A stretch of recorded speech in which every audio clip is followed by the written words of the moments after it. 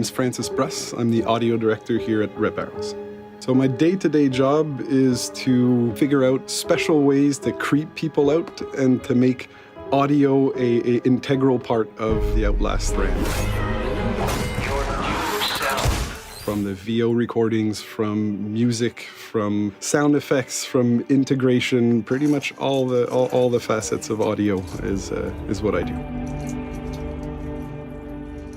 Having a new composer for the game is a huge, huge part of Outlast Trials. That's something that we're so excited about because the whole goal of having Tom as a composer is using his ability to tie everything together into one unit of a game.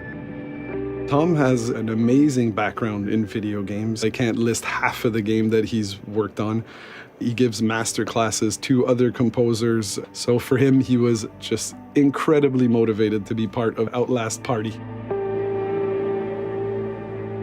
Hi, I'm Tom Salta, and I'm the composer for the original score to Outlast Trials. Working with Red Barrels was really a fun and unique experience for me, and working with Francis was just incredible. What I really like about it's also challenging but fun at the same time, is that I came on a bit earlier than I normally do. On a lot of these kind of big AAA games, whether it was Battlegrounds or Ghost Recon, Halo stuff, I usually come on right at the end. Things happen fast. With Outlast Trials, it's different. It was earlier in the development stage, and it's giving me a chance to see it come to life and maybe contribute ideas that can affect the mechanism of the game itself, which is like, this is amazing, because it's like, I'm like a kid in a candy store.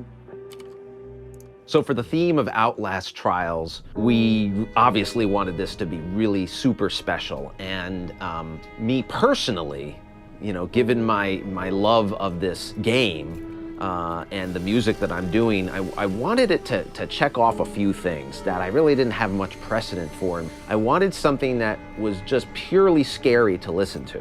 I wanted also something that had some melody to it, something that was memorable but also with a melody, and something that was simple enough that you could just play it on a piano.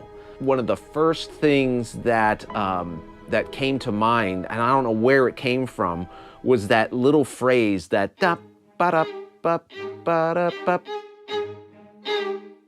That was like, wow, okay, that feels right. Finding that simple idea that you immediately know it's Outlast Trials, and it immediately scares you. And then seeing that come to life when we developed the theme and then brought in the full orchestra, I mean, that was like, yes, it's alive.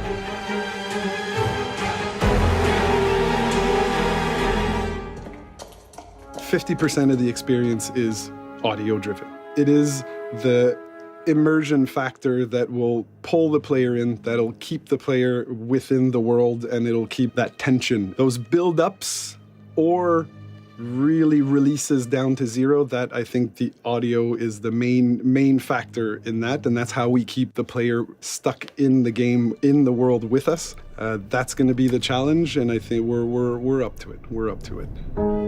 Another thing that is so much fun with creating the music for Outlast Trials is it just gives me the opportunity to get some props and try to come up with some textures and sounds that really are terrifying, but based on, 50s technology or toys or things like that. I went on eBay and I found this thing.